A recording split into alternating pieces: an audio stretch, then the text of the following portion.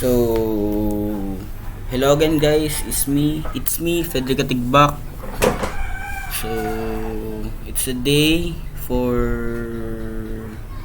I create a PowerPoint presentation about summary chapter tutorial of the chapter 8. So, let's go.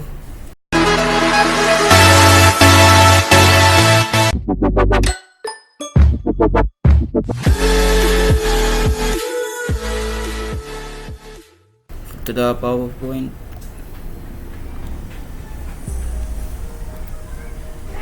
So this will be the chapter 8 summary tutorial.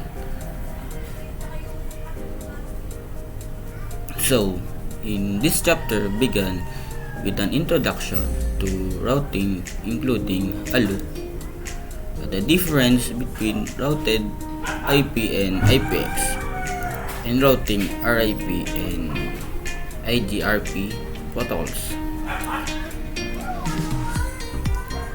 So the communication process on a simple one router network was described step by step and included an overview of the different process that takes place when a host on one network attempts to communicate a host on another. So a more complex example involving the multiple routers and networks demonstrated the way in which routers will forward packets to the next hop address on their journey between a source and destination host on different networks. A look at static routing provided an overview of how this technique allows an administrator to manually define the path that a router will choose in reaching a network. This included a look at the IP routing table, the syntax of the IP route command, the concept of administrative distances was also introduced in order to illustrate how a router makes decision on which routing table entry to use when a path to the same network is learned in different ways. So, for example, static routing table. So, the table will entry always be considered more trustworthy than a route learned from a routing protocols by default. So, a look at dynamic routing demonstrates how routers are capable of exchanging routing table information with one another both through the use of distance vectors and link state routing protocols. So the major differences between both types of routing protocols were outlined, as was the concept of the hybrid protocol. The danger of routing loops was also discussed, including a look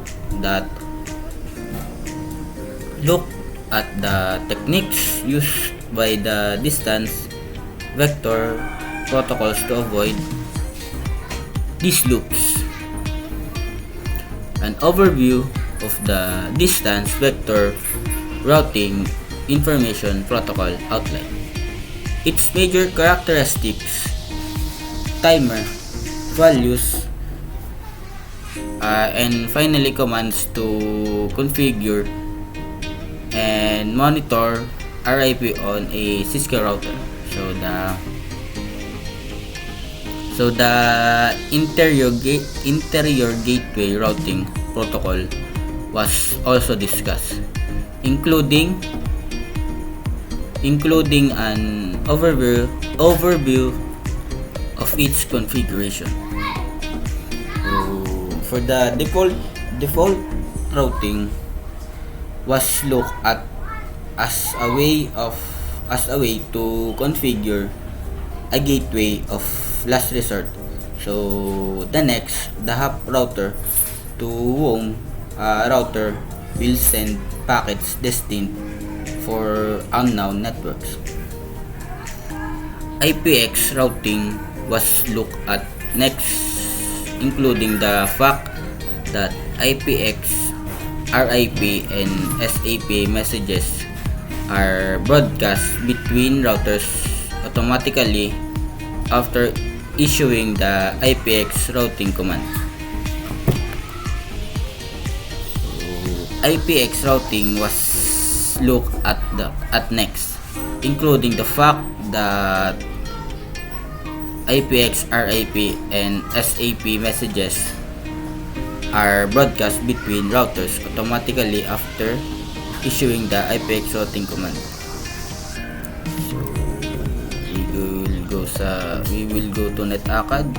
So this will be the continue.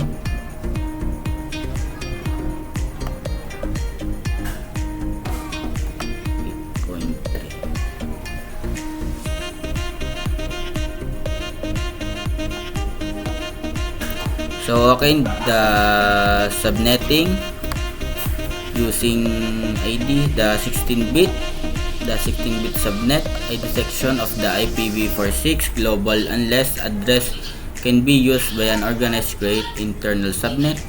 The subnet provides more than enough subnets and host support than will never be needed in one subnet.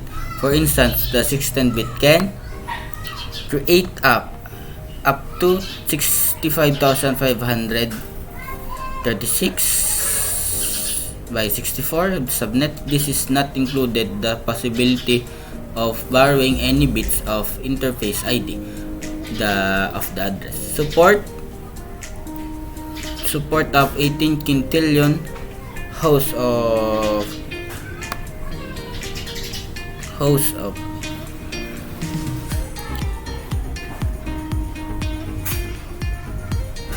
So the IPv6 subnetting is also easier to implement than IPv4 because there is no conversion to binary required to determine the next available subnet. Just count up in hexadecimal. For example, assume an organization has been assigned in 2001 0DP 8 and ACAD global routing prefix with a 16 subnet ID. This would allow the organization to create 64 subnet as shown as the figure. Notice how the global routing prefix is the same of the subnets. Only the subnet ID as the hextet is the incremented in the hexadecimal of each subnet.